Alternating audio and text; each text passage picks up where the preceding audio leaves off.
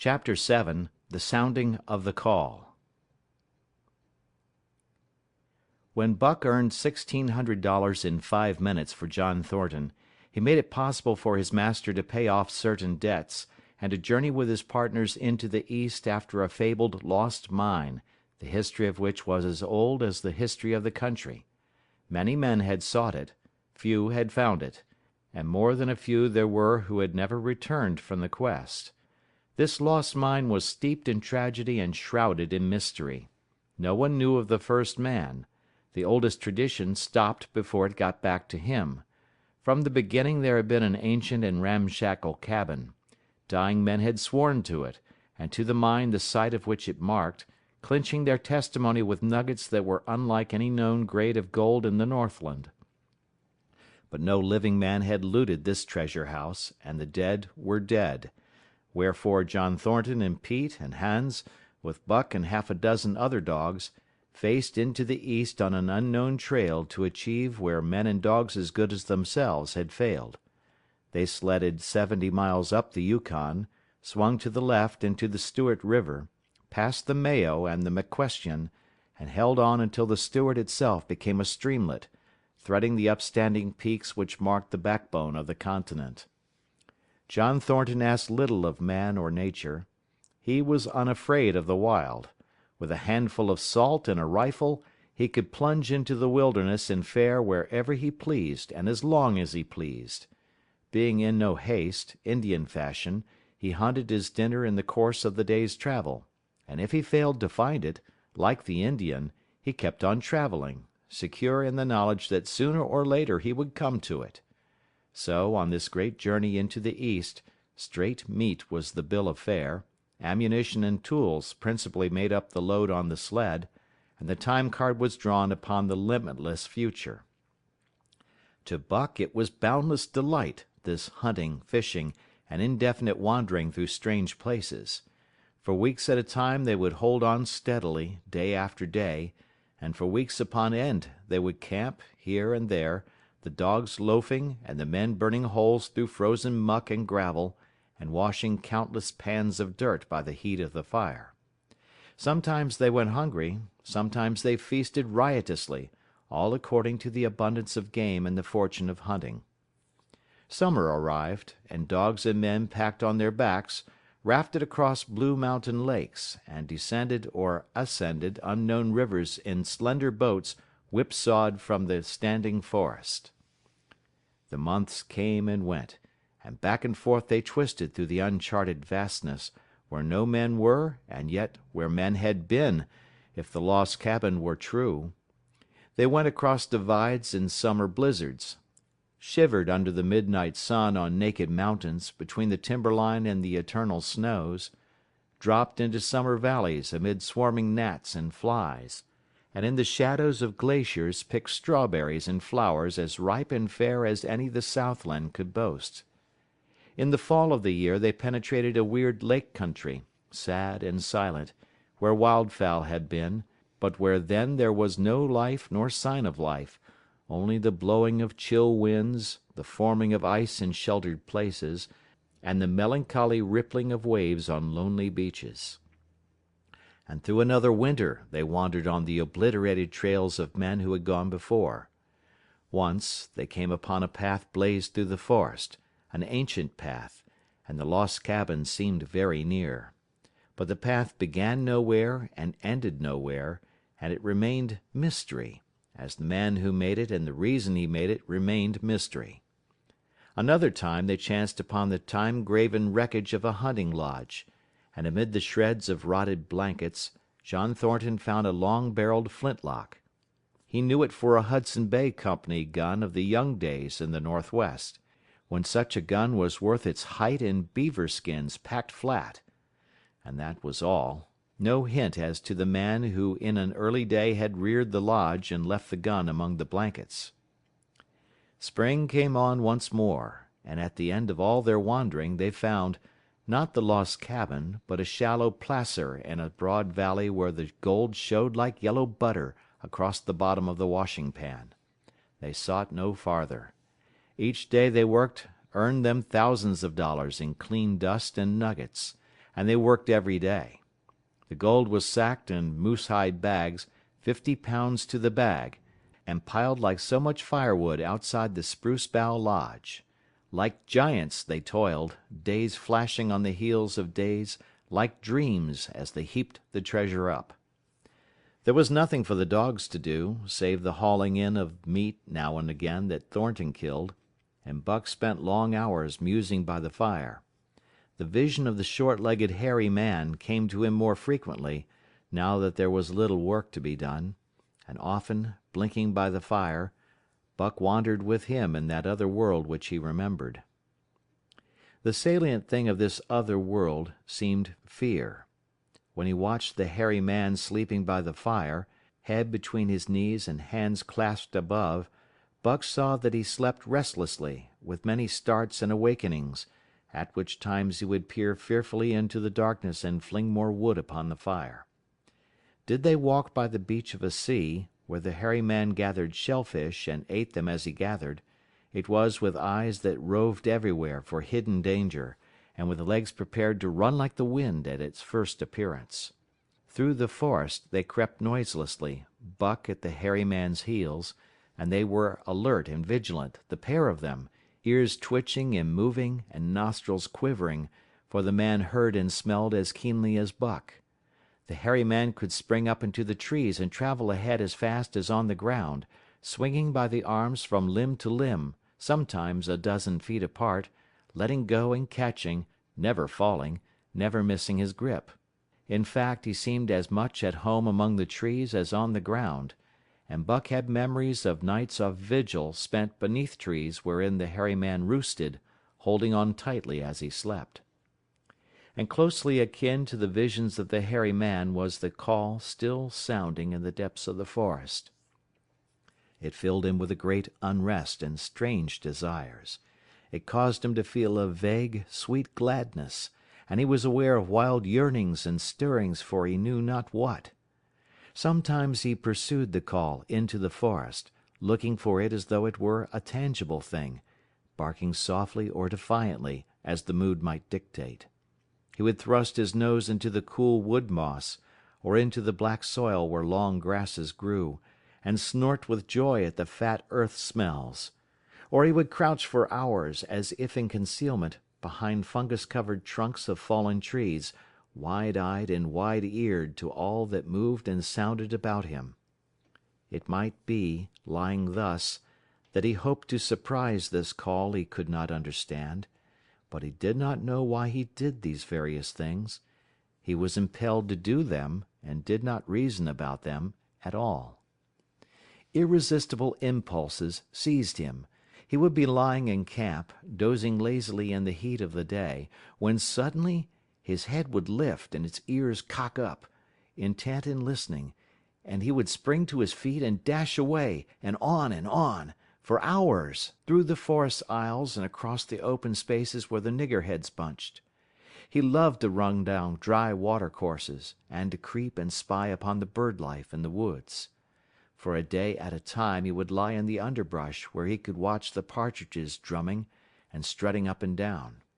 But especially he loved to run in the dim twilight of the summer midnights, listening to the subdued and sleepy murmurs of the forest, reading signs and sounds as man may read a book, and seeking for the mysterious something that called, waking or sleeping, at all times, for him to come.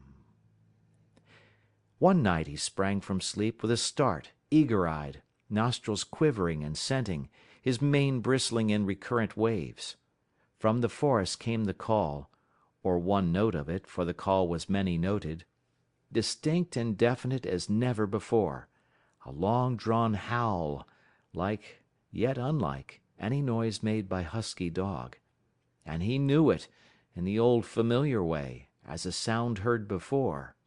He sprang through the sleeping camp and in swift silence dashed through the woods. As he drew closer to the cry he went more slowly, with caution in every movement, till he came to an open place among the trees, and looking out saw, erect on haunches, with nose pointed to the sky, a long, lean timber wolf. He had made no noise, yet it ceased from its howling and tried to sense his presence. Buck stalked into the open, half crouching, body gathered compactly together, tail straight and stiff, feet falling with unwonted care. Every movement advertised commingled threatening and overture of friendliness. It was the menacing truce that marks the meeting of wild beasts that prey. But the wolf fled at sight of him. He followed with wild leapings in a frenzy to overtake. He ran him into a blind channel, in the bed of the creek where a timber jam barred the way. The wolf whirled about, pivoting on his hind legs after the fashion of Joe and of all cornered husky dogs, snarling and bristling, clipping his teeth together in a continuous and rapid succession of snaps.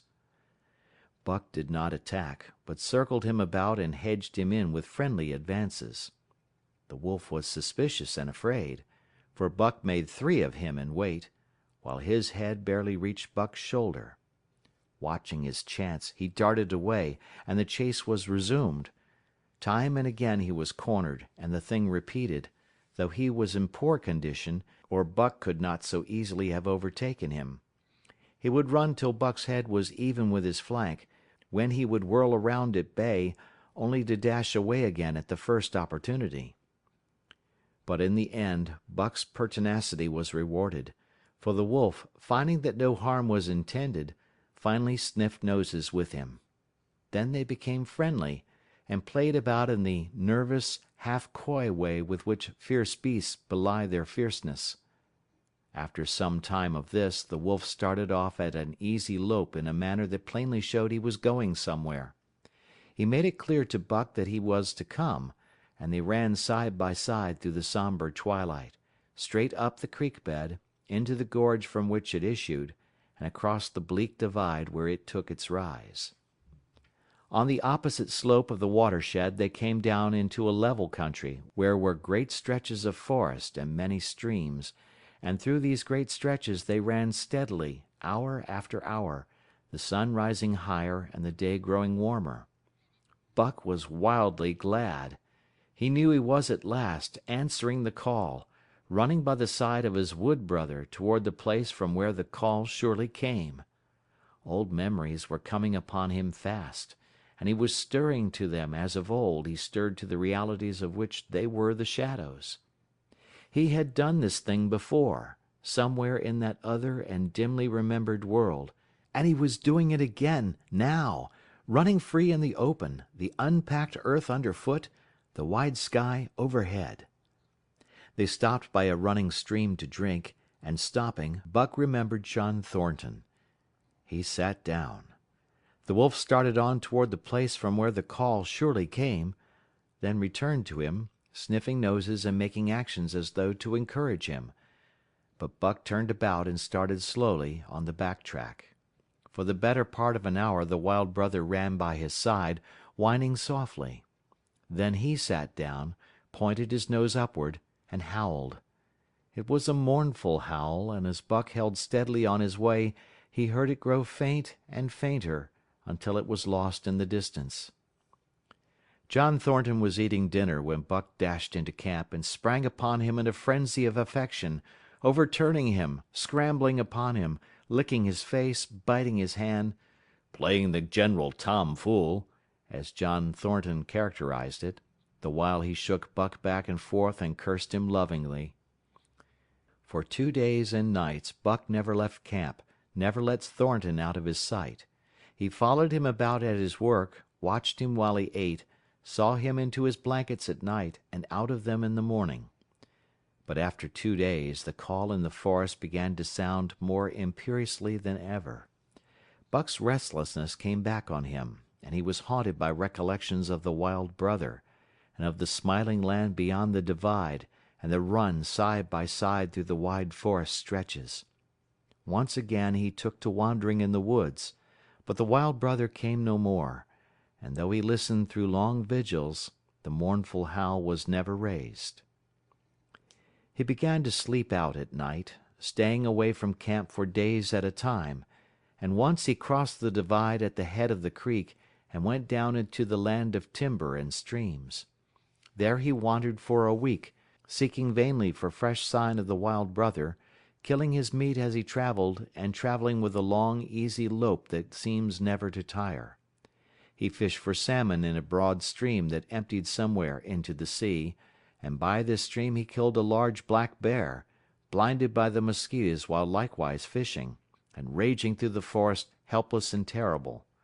Even so, it was a hard fight, and it aroused the last latent remnants of Buck's ferocity.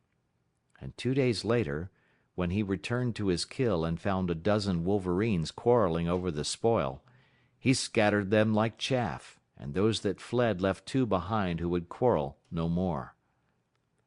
The blood longing became stronger than ever before. He was a killer, a thing that preyed, living on the things that lived, unaided, alone, by virtue of his own strength and prowess, surviving triumphantly in a hostile environment where only the strong survived. Because of all this he became possessed of a great pride in himself, which communicated itself like a contagion to his physical being. It advertised itself in all his movements, was apparent in the play of every muscle, spoke plainly as speech in the way he carried himself, and made his glorious furry coat, if anything, more glorious.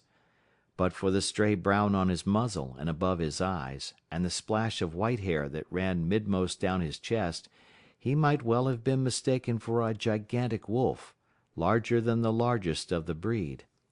From his St. Bernard father he had inherited size and weight, but it was his shepherd mother who had given shape to that size and weight. His muzzle was the long wolf muzzle, save that was larger than the muzzle of any wolf, and his head, somewhat broader, was the wolf head on a massive scale. His cunning was wolf cunning and wild cunning. His intelligence, shepherd intelligence and St. Bernard intelligence, and all this, plus an experience gained in the fiercest of schools, made him as formidable creature as any that intelligence roamed the wild. A carnivorous animal living on a straight meat diet, he was in full flower, at the high tide of his life, overspilling with vigor and virility. When Thornton passed a caressing hand along his back, a snapping and crackling followed the hand, each hair discharging its pent magnetism at the contact. Every part, brain and body, nerve tissue and fiber, was keyed to the most exquisite pitch, and between all the parts there was a perfect equilibrium or adjustment. To sights and sounds and events which required action he responded with lightning-like rapidity. Quickly as a husky dog could leap to defend from attack or to attack, he could leap twice as quickly. He saw the movement or heard sound, and responded in less time than another dog required to compass the mere seeing or hearing. He perceived and determined and responded in the same instant. In point of fact, the three actions of perceiving, determining, and responding were sequential, but so infinitesimal were the intervals of time between them, that they appeared simultaneous. His muscles were surcharged with vitality, and snapped into play sharply, like steel springs. Life streamed through him in a splendid flood, glad and rampant, until it seemed that it would burst him asunder in sheer ecstasy, and pour forth generously over the world.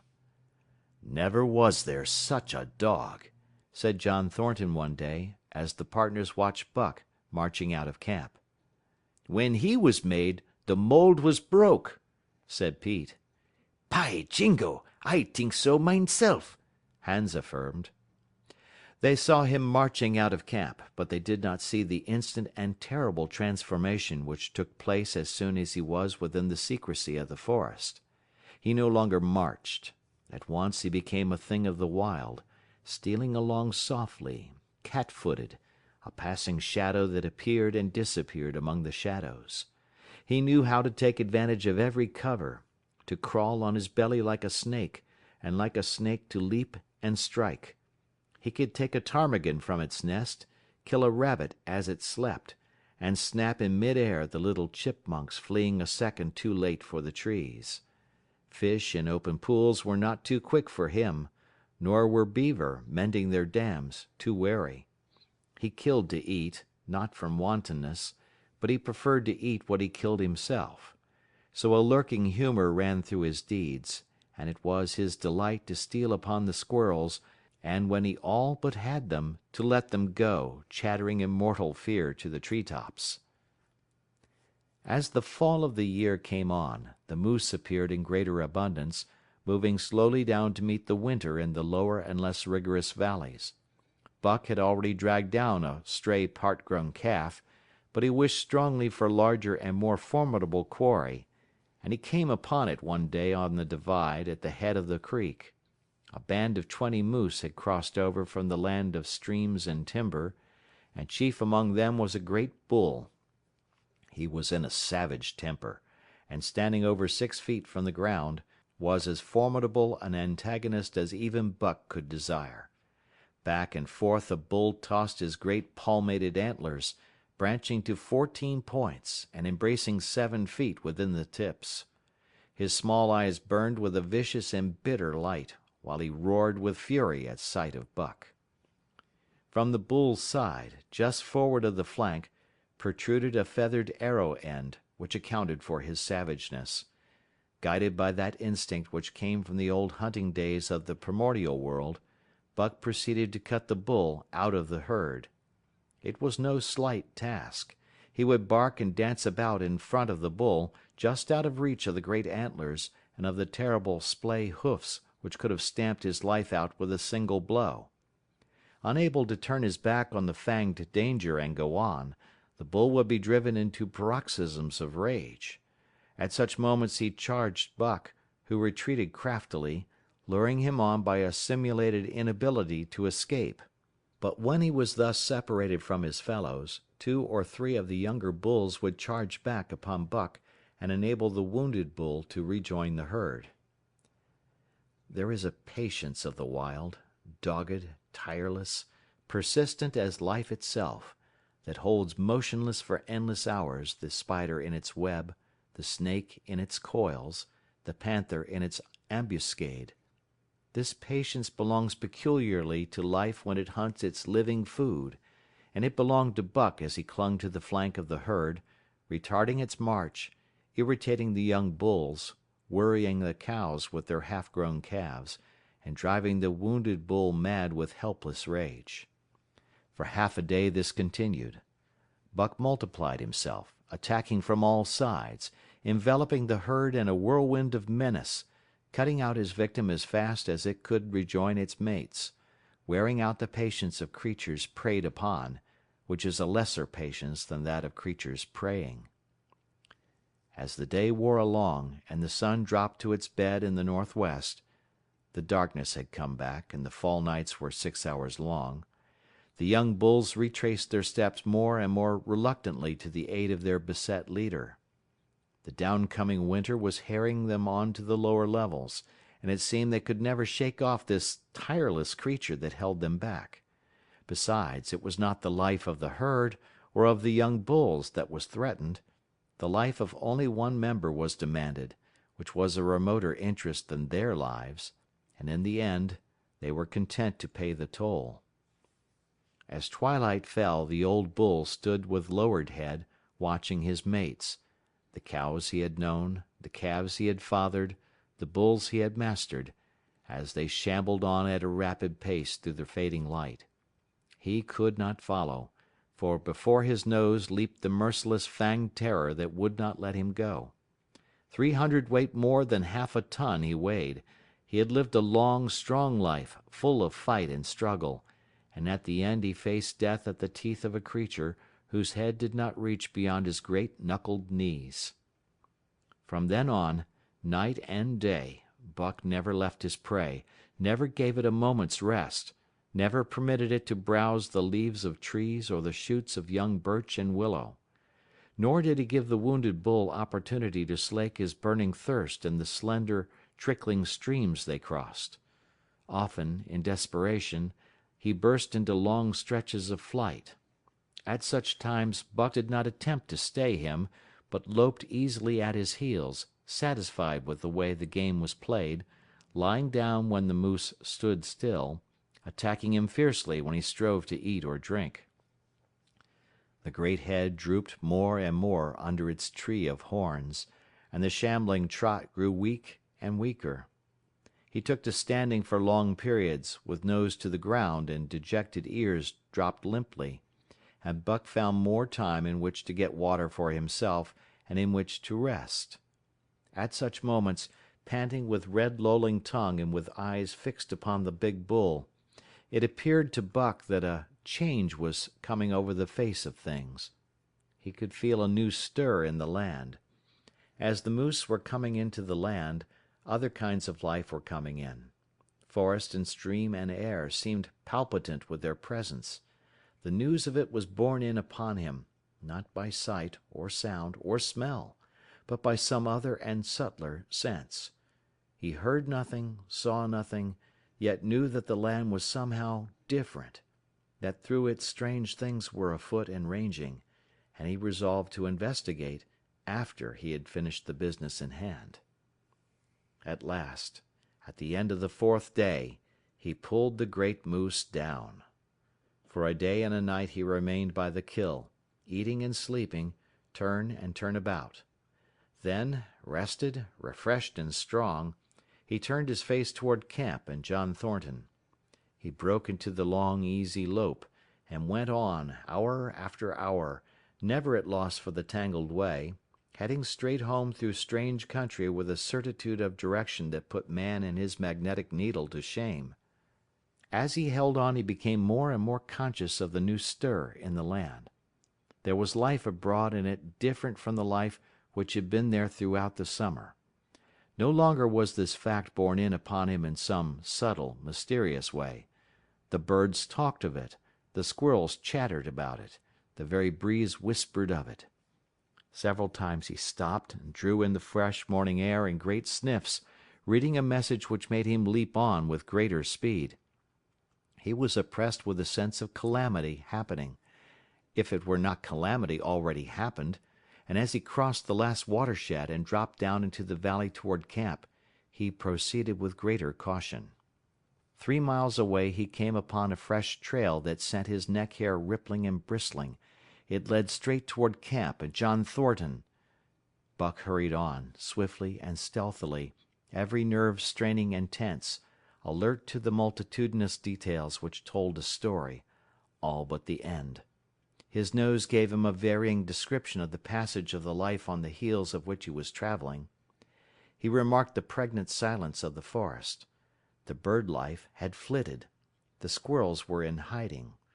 One only he saw, a sleek, gray fellow, flattened against a gray, dead limb so that he seemed a part of it, a woody excrescence upon the wood itself.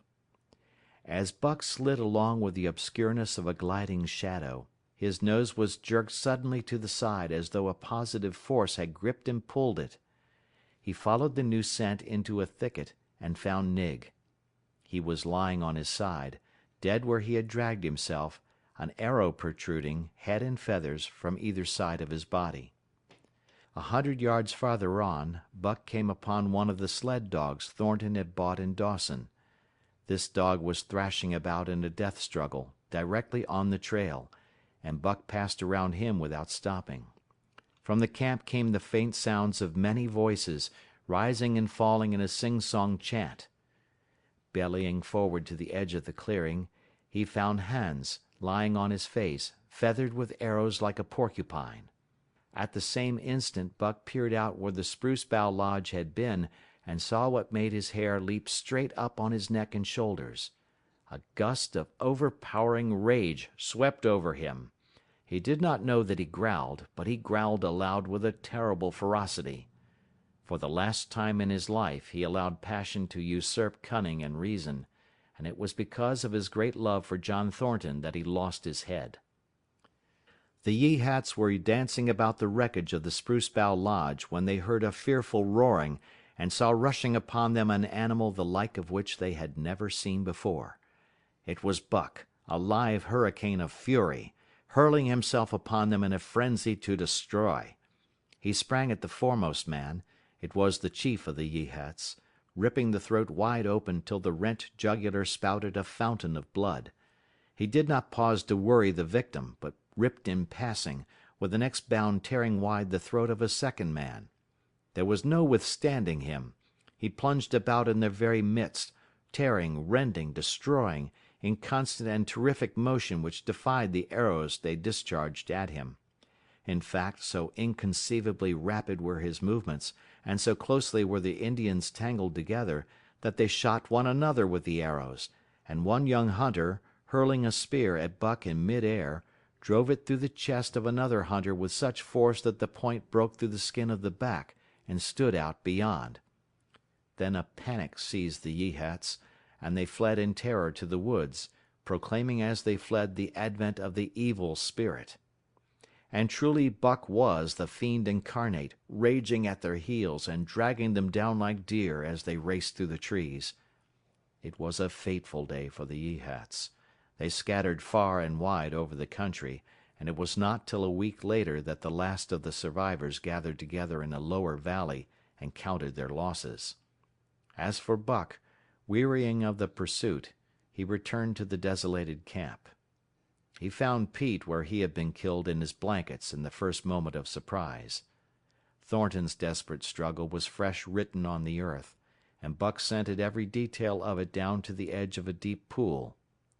By the edge, head and 4 feet in the water, lay Skeet, faithful to the last.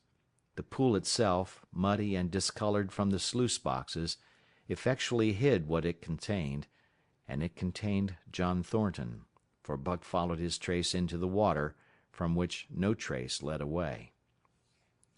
All day Buck brooded by the pool or roamed restlessly about the camp. Death, as a cessation of movement, as a passing out and away from the lives of the living, he knew, and he knew John Thornton was dead. It left a great void in him, somewhat akin to hunger, but a void which ached, and which food could not fill.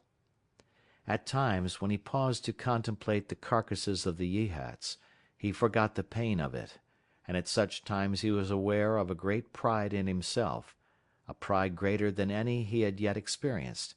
He had killed man, the noblest game of all, and he had killed in the face of the law of club and fang. He sniffed the bodies curiously. They had died so easily. It was harder to kill a husky dog than them. They were no match at all, were it not for their arrows and spears and clubs. Thenceforward he would be unafraid of them except when they bore in their hands their arrows, spears, and clubs. Night came on, and a full moon rose high over the trees into the sky, lighting the land till it lay bathed in ghostly day. And with the coming of the night, brooding and mourning by the pool, Buck became alive to a stirring of the new life in the forest other than that which the Yeehats had made. He stood up, listening and scenting. From far away drifted a faint, sharp yelp, followed by a chorus of similar sharp yelps. As the moments passed, the yelps grew closer and louder. Again Buck knew them as things heard in that other world which persisted in his memory. He walked to the center of the open space and listened. It was the call, the many-noted call, sounding more luringly and compellingly than ever before. And as never before, he was ready to obey. John Thornton was dead. The last tie was broken. Man and the claims of man no longer bound him. Hunting their living meat, as the Yeehats were hunting it, on the flanks of the migrating moose, the wolf pack had at last crossed over from the land of streams and timber and invaded Buck's valley. Into the clearing where the moonlight streamed they poured in a silvery flood, and in the center of the clearing stood Buck, motionless as a statue, waiting their coming. They were awed, so still and large he stood, and a moment's pause fell, till the boldest one leaped straight for him. Like a flash Buck struck, breaking the neck. Then he stood, without movement, as before, the stricken wolf rolling in agony behind him. 3 others tried it in sharp succession, and one after the other they drew back, streaming blood from slashed throats or shoulders. This was sufficient to fling the whole pack forward, pell-mell, crowded together, blocked and confused by its eagerness to pull down the prey. Buck's marvelous quickness and agility stood him in good stead. pivoting on his hind legs, and snapping and gashing, he was everywhere at once, presenting a front which was apparently unbroken, so swiftly did he whirl and guard from side to side. But to prevent them from getting behind him, he was forced back, down past the pool and into the creek bed, till he brought up against a high gravel bank. He worked along to a right angle in the bank which the men had made in the course of mining, and in this angle he came to bay, protected on three sides and with nothing to do but face the front. And so well did he face it, that at the end of half an hour the wolves drew back discomfited. The tongues of all were out and lolling, the white fangs showing cruelly white in the moonlight. Some were lying down with heads raised and ears pricked forward, others stood on their feet, watching him, and still others were lapping water from the pool. One wolf, long and lean and gray, advanced cautiously, in a friendly manner, and Buck recognized the wild brother with whom he had run for a night and a day. He was whining softly, and, as Buck whined, they touched noses. Then an old wolf, gaunt and battle-scarred, came forward. Buck writhed his lips into the preliminary of a snarl, but sniffed noses with him. Whereupon the old wolf sat down, pointed nose at the moon, and broke out the long wolf howl. The others sat down and howled. And now the call came to Buck in unmistakable accents. He too sat down and howled. This over, he came out of his angle, and the pack crowded around him, sniffing in half friendly, half savage manner. The leaders lifted the yelp of the pack and sprang away into the woods. The wolves swung in behind, yelping in chorus, and Buck ran with them, side by side with the wild brother, yelping as he ran. And here may well end the story of Buck. The years were not many when the Yeehats noted a change in the breed of timber wolves, for some were seen with splashes of brown on head and muzzle, and with a rift of white centering down the chest. But more remarkable than this, the Yeehats tell of a ghost dog that runs at the head of the pack. They are afraid of this ghost dog, for it is cunning greater than they, stealing from their camps in fierce winters, robbing their traps, slaying their dogs, and defying their bravest hunters. Nay, the tale grows worse. Hunters there are who fail to return to the camp, and hunters there have been whom their tribesmen found with their throats slashed cruelly open, and with wolf prints about them in the snow greater than the prints of any wolf. Each fall, when the Yeehats follow the movement of the moose, there is a certain valley which they never enter, and women there are who become sad when the word goes over the fire of how the evil spirit came to select that valley for an abiding place. In the summers there is one visitor, however, to that valley, of which the Yeehats do not know. It is a great, gloriously coated wolf, like, and yet unlike, all other wolves. He crosses alone from the smiling timberland, and comes down into an open space among the trees. Here a yellow stream flows from rotted moose-hide sacks, and sinks into the ground, with long grasses growing through it, and vegetable mold overrunning it and hiding its yellow from the sun. And here he muses for a time, howling once, long and mournfully, ere he departs. But he is not always alone. When the long winter nights come on and the wolves follow their meat into the lower valleys, he may be seen running at the head of the pack through the pale moonlight or glimmering borealis, leaping gigantic above his fellows, his great throat a-bellow as he sings a song of the younger world, which is the song of the pack. End of chapter 7. End of book.